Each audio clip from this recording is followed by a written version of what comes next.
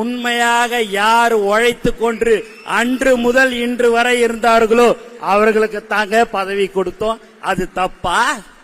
உனக்கு ஓணுனா காரு, காசு கொடுத்தா பதவின்னு எங்க கிட்ட 15 லட்சம் ரூபாய்க்கு ஒரு ஒன்றியம், 20 லட்சம் ரூபாய்க்கு ஒரு ஒன்றியம் கொடுக்கறோம் பேட்டி கொடுக்க சொல்ற, என்னென்னமோ பண்ற. முதலமைச்சர் நாதானிட்டு போஸ்ட் அடிச்சு 5 பேரை வச்சு ஒட்ட விடுற. என்னையா இது? உலகத்துக்கே தெரியும் தலைவர் தளபதி தான் 2026 முதலமைச்சராக அமருவார்.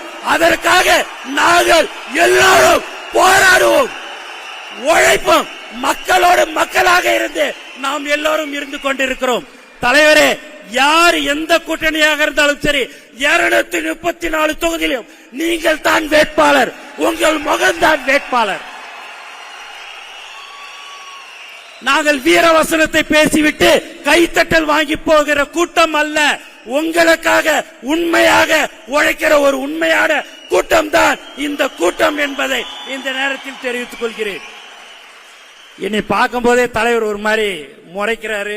என்னடா சும்மா பேசுறியாடா அப்படின்னு பயந்துன்னு தான் இருந்தங்க. இருந்தாலும் சரி நம்மளும் பேசிடுவோம் ஏதோ நீட்டுன்னு